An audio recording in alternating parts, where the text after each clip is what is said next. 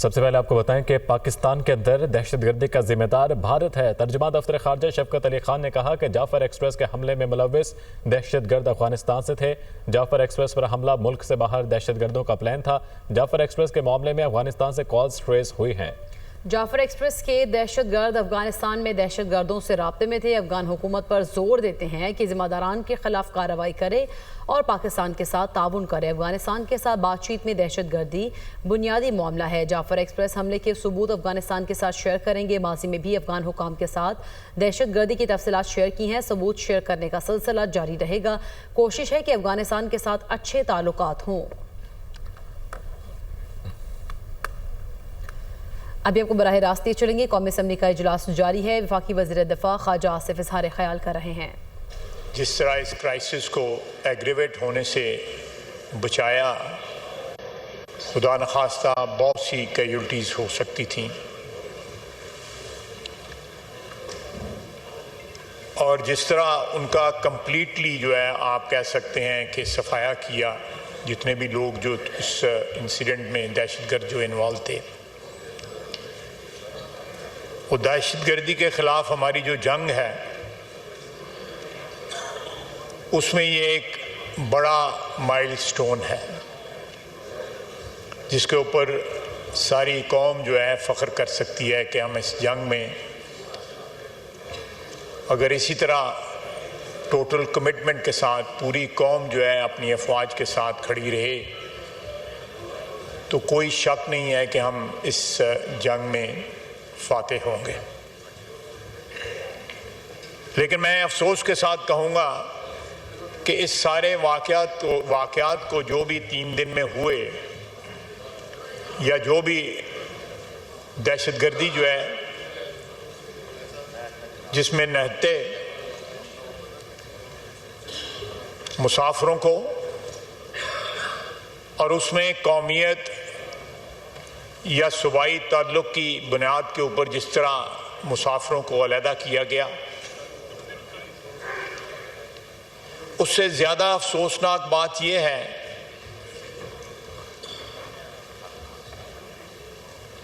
कि पीटीआई के social media ने जिस तरह इसको इंटरप्रेट किया है वो सारी कौम ने वो पढ़ा है। Order in the house. आप उमर अयूब साहब जब बोल रहे थे कोई खड़ा हुआ था? उमर अयूब साहब जब बात कर रहे थे किसी ने डिस्टर्ब किया था? नहीं। तो आप चाहते हैं कि वो जो मर्जी बात चाहे, जो एक्सपंज करना होगा मैं करूंगा, आप नहीं डिक्टेट कर सकते। जी ख्वाहिश।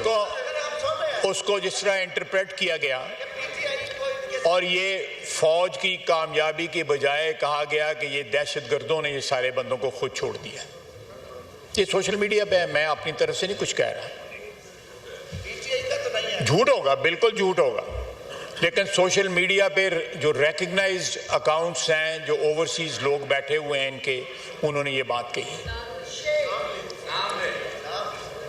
आपको भी पता है, मैं उन लोगों के नाम क्यों लूं जिनमें इतनी जुर्रत नहीं है कि वतन में बैठ के जंग लड़ सकें अपनी। मैं उनकी क्यों नाम लूं इस हाउस के अंदर? इस हाउस का तकद्दस जो है क्यों मजरूह करूं कि ऐसे लोगों को जो भगौड़े हैं, जो बाहर बैठे हुए हैं, उनके मैं यहाँ पे नाम लूं जिनमें इतनी जुर्रत नहीं है कि यहाँ आके फेस कर सके कानून और कायदे को। देखिए, कल हमें ऐसे लोगों ने फॉर्म 47 का ताना दिया जो खुद मार्शल लॉ की पैदावार, तीनों मार्शल लॉ की पैदावार, जिनके बुजुर्गों ने एब्रोगेट किया कॉन्स्टिट्यूशन पहली दफा पाकिस्तान की तारीख के अंदर। पाकिस्तान के करोड़ों आवाम से वोट का हक छीन के बुनियादी जमहूरियत के नाम पे 80,000 बंदे को वो हक पकड़ा दिया गया, करोड़ों से लेके। जब वो बोलते हैं तो मुझे परेशानी होती है कि क्या इनका माजी जो है, इनका अपना माजी जो है, इन्होंने डिलीट कर दिए वो अपने ज़हन से। देखें, मैं अपनी बात कर रहा हूं। एक मार्शल आई हुकूमत से हमारा तल्लुक रहा। आप गवाह हैं जनाब स्पीकर मैंने इस ऐवान में उसकी माजरत की हुई, एक दफ़ा नहीं कई दफ़ा की हुई है। आज भी माजरत करता हूं उस चीज़ की। लेकिन आप, कोई शर्म होती है, कोई हया होती है कि कम से कम जहां आपका ताल्लुक रहा हुआ है उसके ऊपर तो ना इस तरह बातें करें कि जी ये जमहूरियत ये है, जमहूरियत का सबक दे दें। जिन्होंने जमहूरियत के लिए कुर्बानियां दी हुई हैं, बैठे हुए हैं ना, ये जमहूरियत के लिए कुर्बानियां दी हुई हैं, ये बैठे हुए हैं जमहूरियत के लिए कुर्बानियां दी हुई हैं। ये 4 साल जो इनकी हुकूमत रही है, इधर जनरल बाजवा और जनरल फैज बैठ के, आप भी थे, इधर बैठे हुए थे और ब्रीफिंग दे रहे थे कि इन दहशतगर्दों को वापस ला के बसाना जो है वो पाकिस्तान के हक में बड़ा अच्छा है। और इन्हीं गौर साहब आप नहीं थे, इन्हीं कुर्सियों पे ये सारे वज़रा जो है, देख मुझे अब देखने, मैंने देखें जी ख्वाहिश साहब। और जुर्रत इतनी है, देखें जब तक हम सियासतदान जो हैं 76-77 साल की गलतियों की इतराफ नहीं करेंगे, हम मिनहसुल एक बरादरी इतराफ नहीं करेंगे, हम आगे नहीं बढ़ सकते। आज भी मौका है कि ये मुख्तलिफ आवाजें जो हैं इन्होंने आपस में ये बांटे हुए हैं सारे काम, कि फलाना गालियां देगा, फलाना दहशतगर्दी की हमायत करेगा, फलाना ये करेगा, फलाना ये करेगा। आप देखें वो मेरा भाई आज वो बैठा हुआ है, 4 महीने हो गए हैं इसको वो कुर्रम और पारा चिनार का बैनर पकड़े हुए जो है। वहां पे अमन हुआ है, वहां पे अमन हुआ है। इस ऐवान में आप बार बार मैं ये बात रिपीट करता हूं, 4 हमले इस्लामाबाद पे हो गए हैं,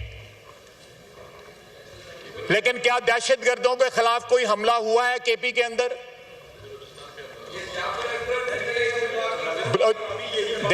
खड़ा है ना सरफराज बुगटी, खड़ा है ना सरफराज बुगटी, खड़ा है ना वहां पे, नहीं दहशतगर्दों के आगे जो है सीना तान के खड़ा है ना, बगैर किसी इबहाम के बयान देता है ना उनके खिलाफ।